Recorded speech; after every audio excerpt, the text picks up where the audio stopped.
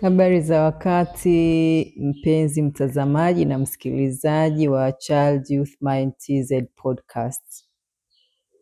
Dr. Gema Simbeye tena mwenyeji wako,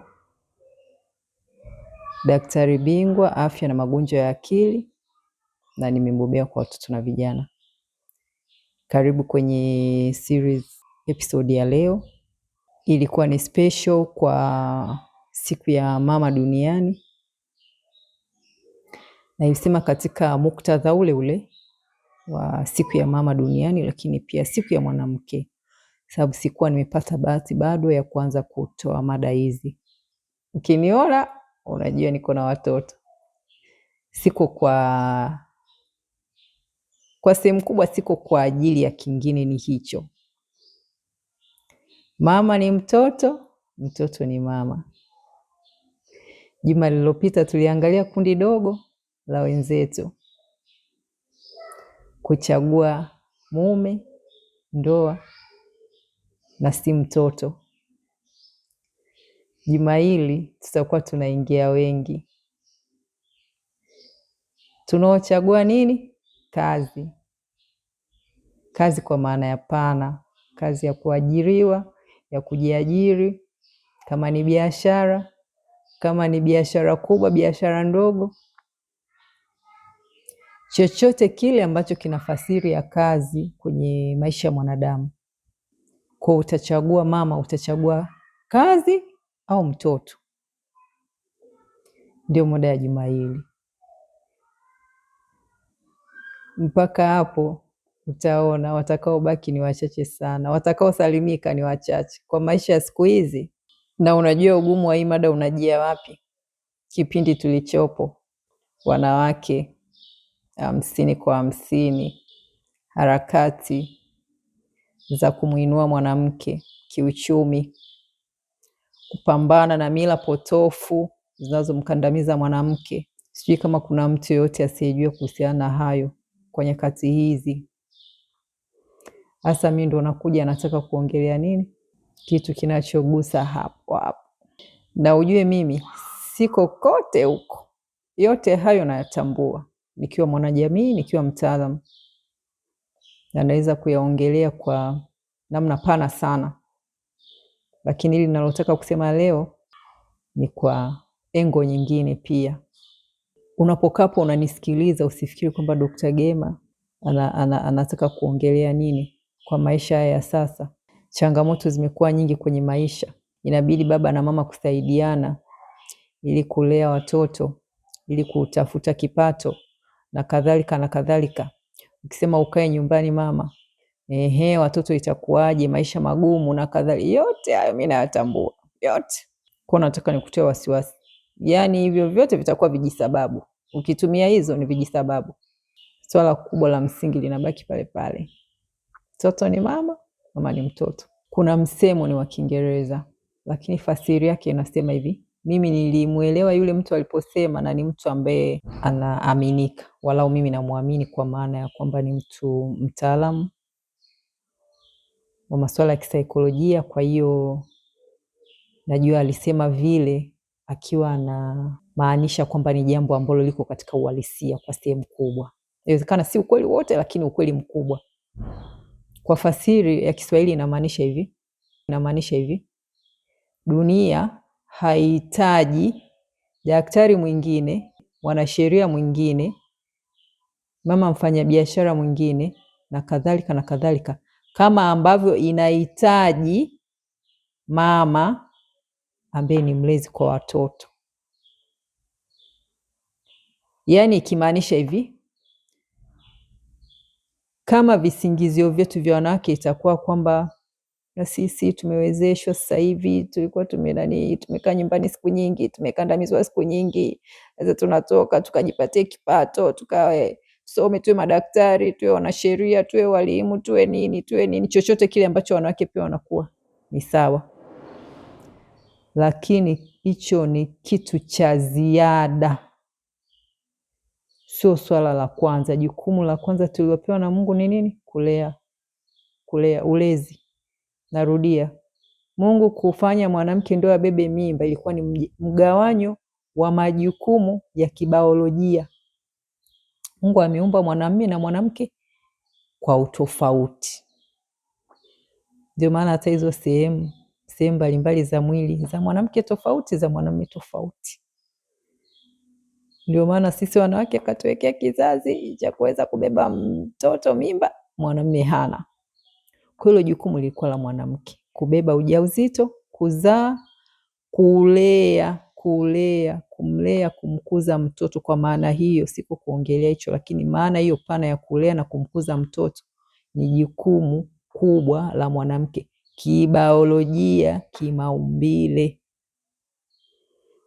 Sasa wakati tunatoka kwenda kufanya hayo majukumu mengine ambayo na wanaume pia wanaweza kufanya, tukumbuke kwamba jukumu letu la msingi ni lipi?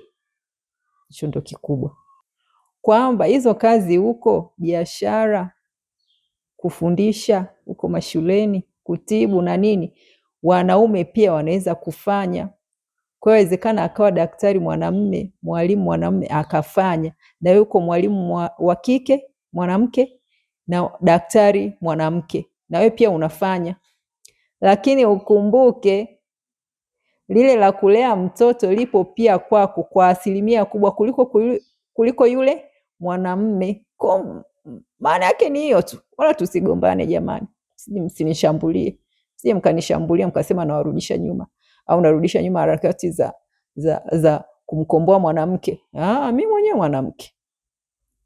mwenyewe mwanamke, lakini kwenye ukweli tunasema ukweli ili turudi kwenye misingi, ili tuwatendee haki watoto. Sasa rafiki yangu mpaka hapo ataniambia kwani mwanasheria? Yaani siwezi kusema kuacha kusema neno haki. Yeye tatizo lake anaoanisha neno haki na sheria. Inawezekana yuko sahihi. Haki za watoto, kulelewa, kupata makuzi, kupata upendo wa mama, kupata uangalizi wa mama, na sio watu baki. Lazima turudi hapo. Tutakapokuwa bize kwenye kazi hizi na biashara wanawake, na baba yuko bize naye na kazi na biashara, kwa watoto watalelewa na nani? Afu ndio unasema ule msemo wetu pendwa, kizazi cha siku hizi, watoto wa siku hizi. Wazazi wa siku hizi tuko bize na kazi. Wamama wa siku hizi tumesahau vipaumbele vyetu. Na kufanya kazi ni kitu kizuri, kufanya biashara ni nzuri, kujiinua kiuchumi ni nzuri. Tunajua kama wewe hujapitia, wengine tumepitia, au ndugu zetu, mama zetu, shangazi zetu wamepitia mazingira hayo ambako alikuwa hana namna ya kujipatia kipato, hana hata shilingi, akajikuta anabaki kwenye mazingira magumu ya unyanyasaji kijinsia kwa sababu hiyo tu. Kwa nataka ujue, nafahamu kwamba kumwezesha mwanamke kiuchumi ni njia mojawapo kubwa ya kuboresha kwanza afya yake ya akili, lakini pili afya yake ya ujumla, ya kimwili, ya kijamii, hata ya kiroho pia. Lakini tunajua afya ya kifamilia pia, mama ndo anasimamia. Akiwa na uchumi mambo yatakuwa tofauti. Kwa hiyo hilo halina pingamizi, lakini je, tunaweka vipi mizani yetu? Vipaumbele vyetu wanawake tunaviwekaje? Na kuna watu wanaweza kusema sasa ukisikia watu wanaongea siku hizi kuna mambo ya msongo na nini, watu wanaongelea zaidi kwa wanawake, wanasema kwa Kiingereza work life balance, lakini wakimaanisha kwamba mwanamke una balance vipi majukumu yako kazi na majukumu yako kama mke, majukumu yako kama mama, majukumu yako kama mwanajamii. Wanasema hivi kwamba una balance vipi, au kujiangalia wewe mwenyewe kwamba una balance vipi. Kuna cha kubalance hapo. Unajua kubalance maana yake nini? Wote tunajua mzani, si ndio? Wote tunajua mzani. Mzani kazi yake ni nini? Unaweka, unapima kilo moja ya sukari. Ukiwa unapima kilo moja ya sukari, huko unaweka jiwe la kilo moja. Afu unaanza kuweka sukari. Chui unaweka. Chui. Alafu ukiona vime balance pale, unajua tayari kilo moja imetimia. Au umeweka tena zaidi, chui, unashangaa mzani umeenda chini zaidi. Maana yake ni nini? Umeweka sukari nyingi. Kwa hiyo unaanza kuchota kidogo kidogo tena. Unachota kidogo kidogo mpaka ibalance. Asa balance ndio maana yake hiyo. Utasema kuna kubalance majukumu yako mama, kama mke, kama mama, labda ni mwalimu, kama mwalimu, labda tuseme mwanajamii, kama mwanajamii, labda kanisani, labda unaimba kwaya, kama mwanakwaya. Utasema utabalance. Hamna cha kubalance. Unajua kubalance maana yake nini hapo? Itakuwa kwa mfano wa mzani, kwamba ule muda wa malezi ya mtoto, kile kipengele cha kulea mtoto, maana yake ni kama hivyo. Sasa ndio umechukua labda huku kwenye kazi umezidisha. Kwenye kazi ilikuwa kilo moja, umezidisha sasa uzito kwenye kazi. Maana yake uanze kuchota pale sasa kwenye kazi, chwe uchote, ili balance ifike kilo moja, ili ile iliyozidi ndio uchukue. Ni kama vile uende ukaweke kwenye mzani ule kilo moja ile kule ya mtoto, ya kulea watoto, au kwenye kilo moja ile kule ya kuimba kwaya, au kwenye kilo moja ile ya kuwa mke, majukumu yako kama mke. Hakuna balance. Hakuna balance. Balance maana yake ni hakuna balance. Kilichopo ni nini? Kila jukumu kati ya hilo lina uzito wake tofauti. Yote si kilo moja. Yote si kilo moja. Kulea mtoto, malezi ya mtoto si kilo moja. Kuimba kwaya si kilo moja. Jukumu lako mama kama mke, ukiwa kama mke, yale majukumu ambayo unayafanya wewe tu kwa mumeo, wewe peke yako, si kilo moja. Yote yana uzito tofauti. Yana uzito tofauti. Kwa hakutakuwa na kubalance chochote. Unatakiwa ufanye kwa kila jukumu kwa kadri ya uzito wake. Ndio wale wasomaji wa Biblia, hata Biblia inasema mpe Kaisari yaliyo yake Kaisari, na Mungu yaliyo yake Mungu. Maana yake ni nini? La Kaisari linajulikana, mpe hilo kwa ukamilifu wake. La Mungu linajulikana, mpe hilo kwa ukamilifu wake. Nitachukua kwa Kaisari kidogo ni nini? Yanajulikana. Kwa hivyo kutokana na uzito wake ile majukumu, kila moja lipe muda. Mfano mwingine mdogo niseme, kwa mfano kama tunaambiwa kiafya, kwa mfano kulala ni masaa 8. Maana yake ni masaa 8. Toa masaa 8 kwa ajili ya kulala. Huwezi kusema sababu kulala masaa 8 sina huo muda, nilale masaa 2, haya 6 nichukue nifanye kitu kingine. Utakapochukua ile masaa 6 ya ziada ya kulala ukaweka kwenye kitu kingine, una kazi unatakiwa umalizie, maana yake umepunja kile kilichotakiwa kupatikana kwa wewe kulala kwa masaa 8. Kwa hiyo yale madhara yake utayaona tu, kama sio leo kesho utayaona tu, kesho kutwa utayaona. Vivyo hivyo kwenye ulezi wa mama, tunapochukua yale masaa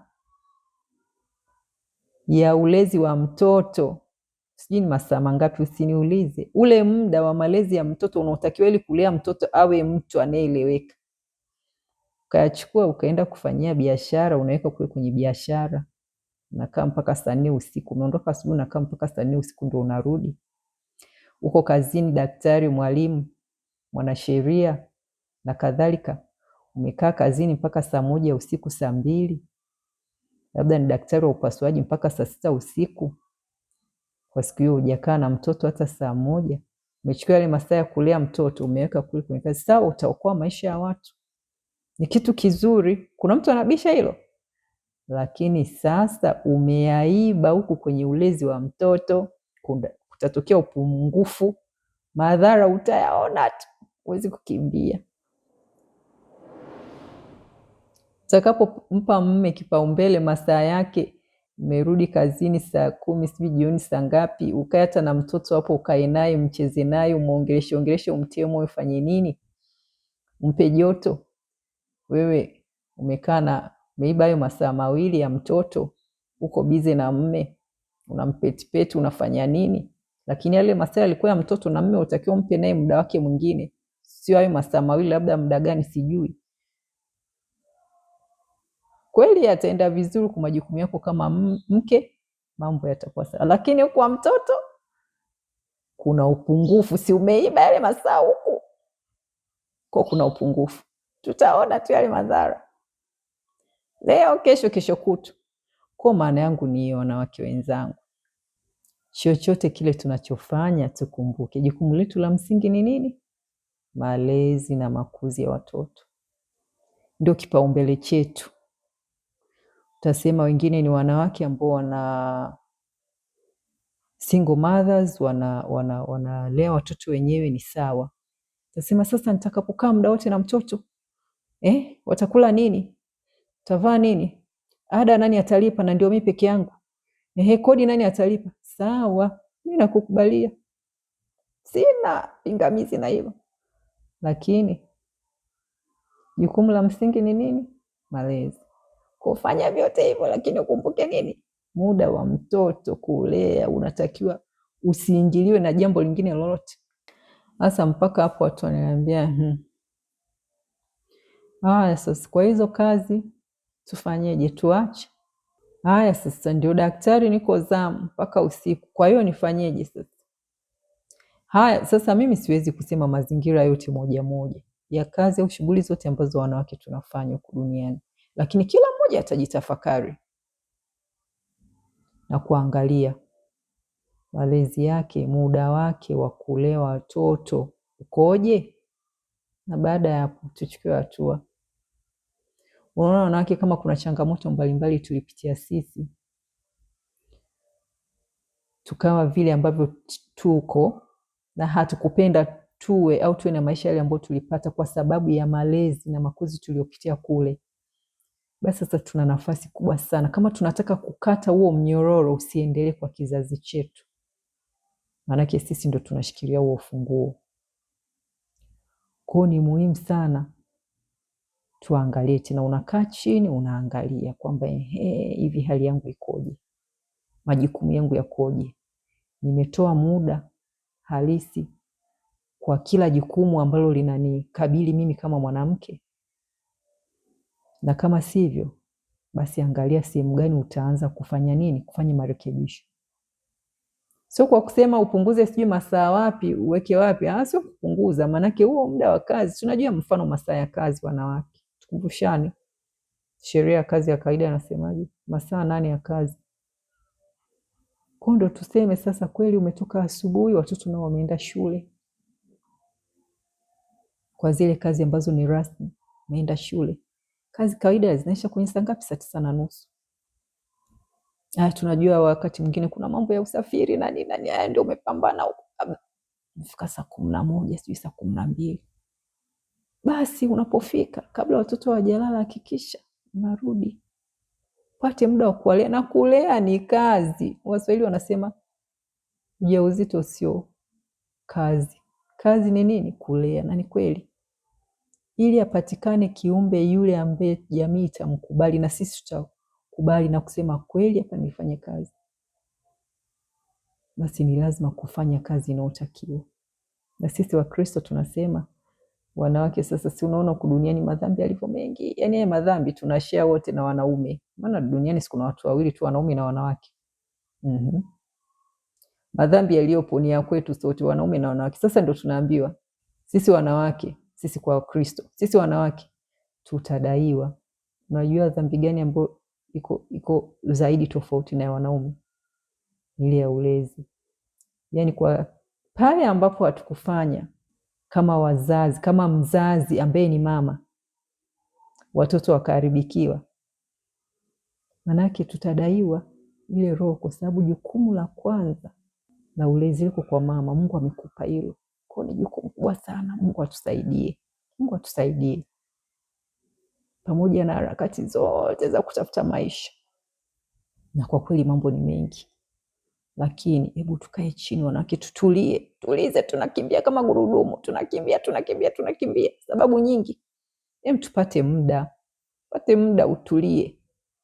utulie, utafakari tena, uone kwamba hivi haya maisha itakuwa hivi mpaka lini? Hivi inavyoenda kweli nitapata hao watoto mnao tamani wawe, au natengeneza mabomu mwenyewe? Na unajua mtoto akiharibika huo unasema nini? Mtoto wa mama. Huyu mtoto wako akiwa mzuri ni wa baba, akiwa mama.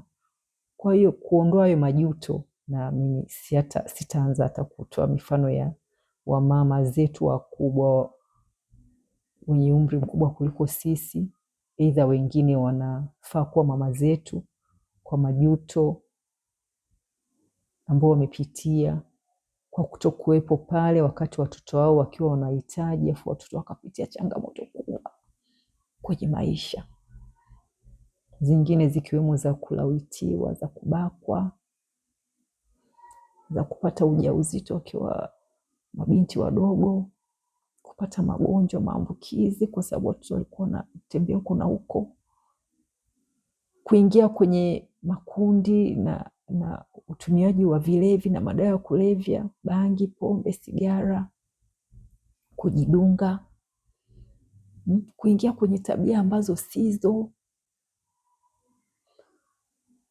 Madhara ni mengi, watoto wanaharibikiwa. Kwa nini? Mama alikuwa